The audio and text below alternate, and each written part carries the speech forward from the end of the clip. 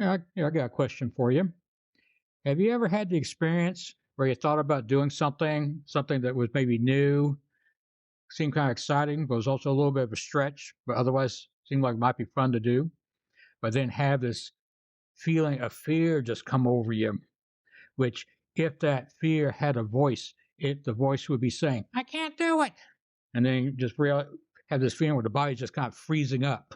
And you try to do this thing anyway, and the motions are kind of jerky, robotic, or you're trying to say something and it comes across as maybe kind of gibberish or stuttering, or again, just can't get the word to flow, and start having that feeling of, oh, maybe I can't do it. And then you have this other little voice pop in and say, well, I told you so. Well, I have, and it's irritating. It's like, like mm.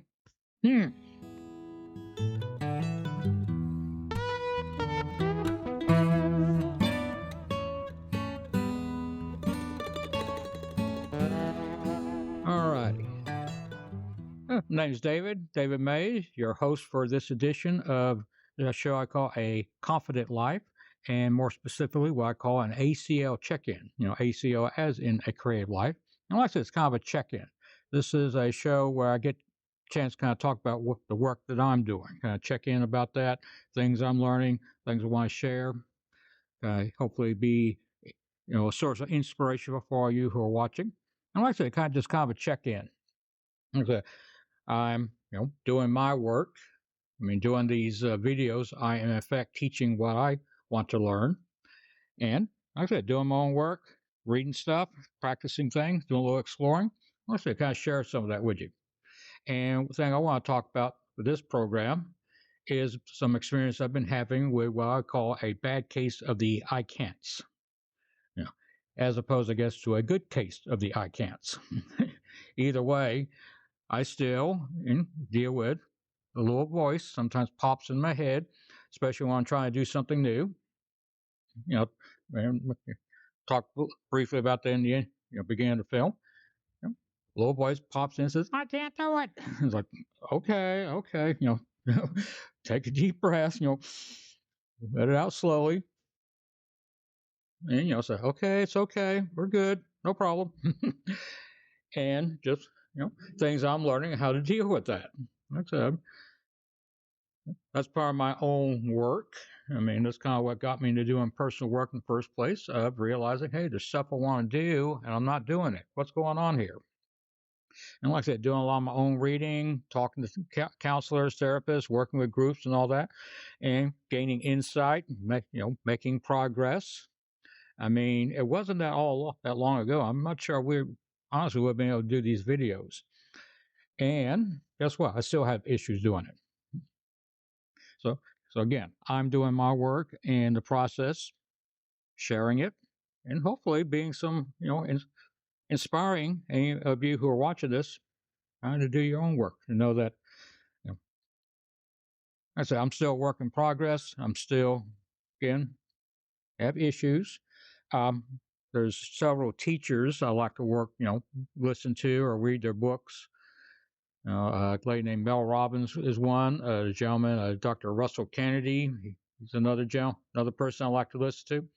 I'm starting to become a little more familiar with working with Abel Adil. I'm probably mispronouncing the name, but I'll fix that later. But at the same time, these are people I'm finding on YouTube, listening to what they have to say, maybe reading their books, things like that. And a thing that I say helps me to take them seriously is they're honest about the fact they've still got their own work to do. They've got still their own struggles, their own issues with the I can'ts and the things they're doing about it. And of course, this, helps me. It may, there is in my own work, right now I'm kind of, doing these videos. I'm putting myself out here, say, hey, I'm kind of a quote unquote expert in doing this. When in practice, because I'm still doing my own work. I'm still learning. Perhaps a little bit of a take on, my own version of the imposter syndrome. The little voice says, hey, I really don't know anything about this. I shouldn't be talking about it. People are going to be judgmental. Actually, I could completely know what I'm talking about. Somebody's still going to be judgmental. Okay. It's like, okay, deal with it. So, but anyway, like I said, just sharing some thoughts I have about this, and again, just being honest. I've been meaning to do this video for probably about a week, and here I am finally doing it, and still got some tension around it, kind of like, am I really sure about this? And yet having the feeling that says, hey, I can do this. I'm actually doing pretty good.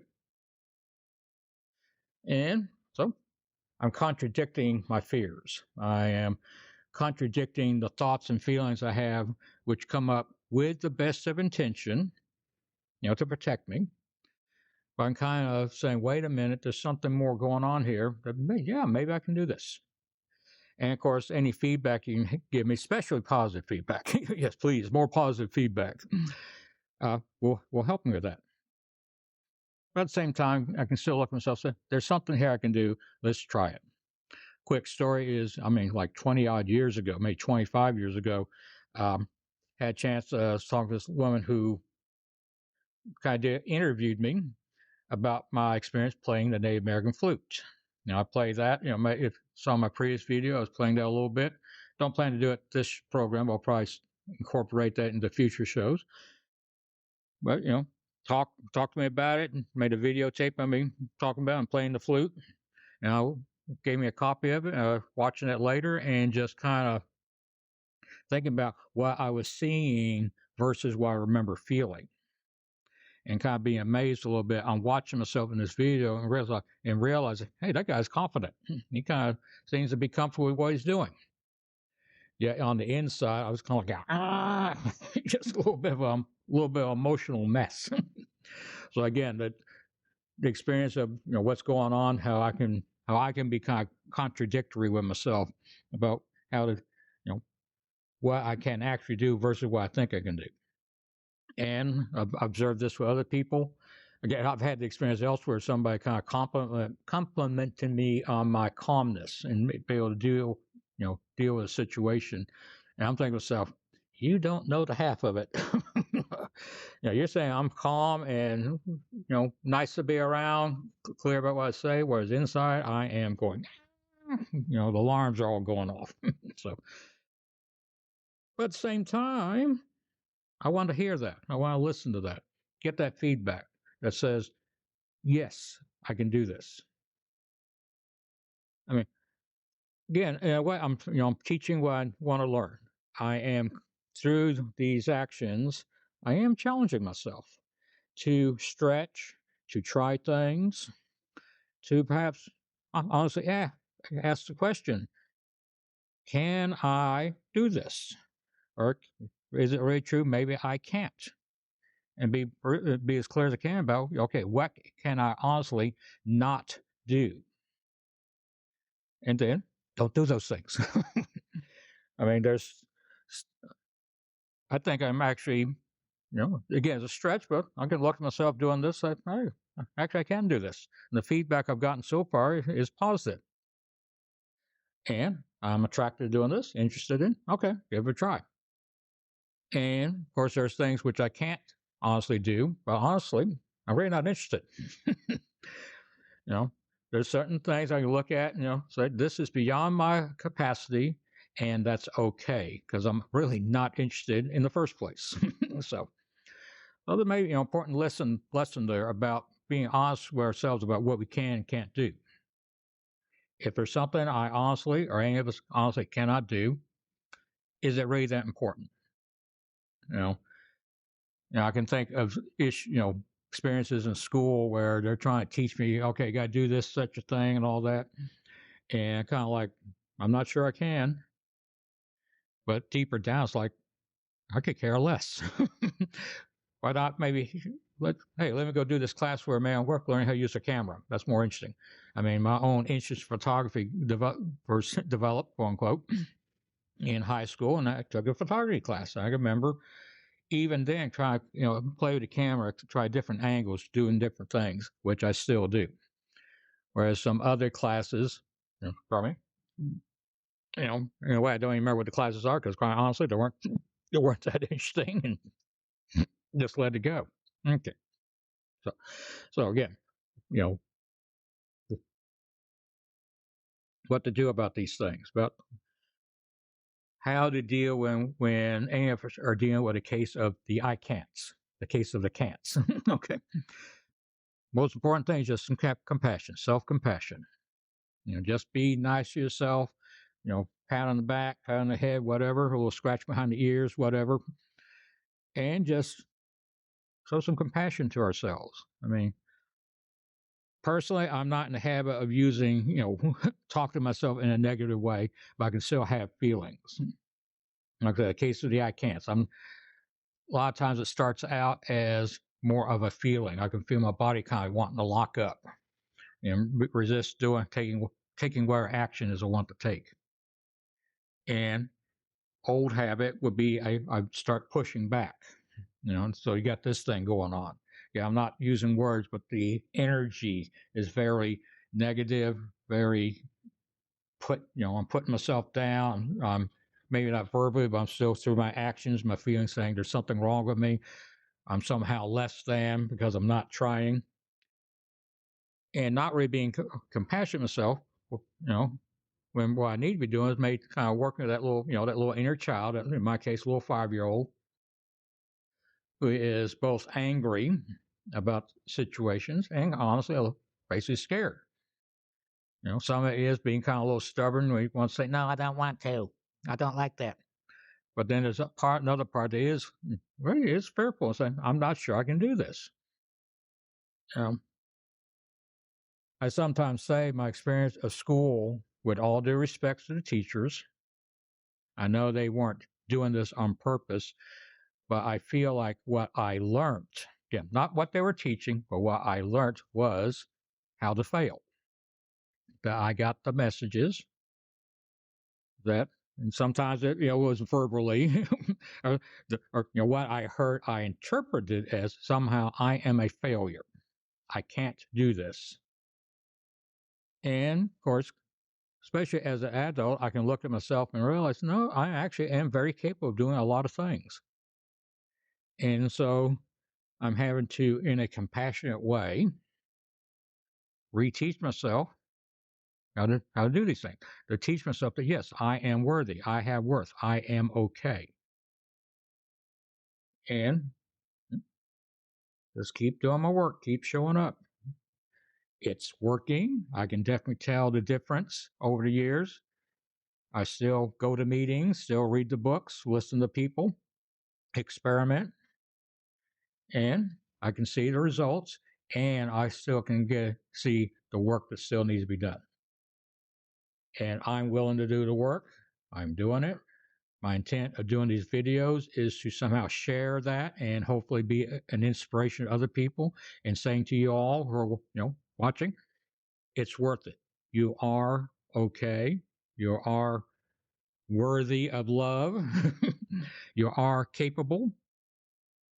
And if somehow it doesn't work, that's okay too.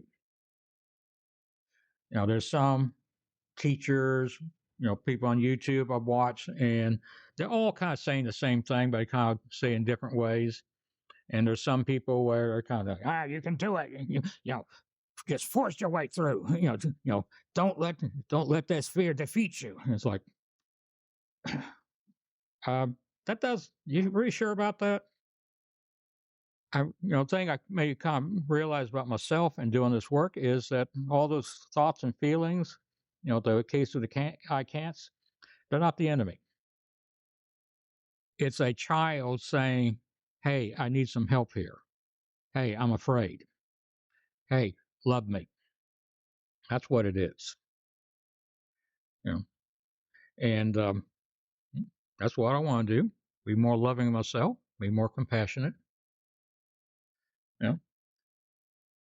There's times I hear the, thoughts and feelings coming through, and I have to kind of pay attention to them, really ask, what are you saying?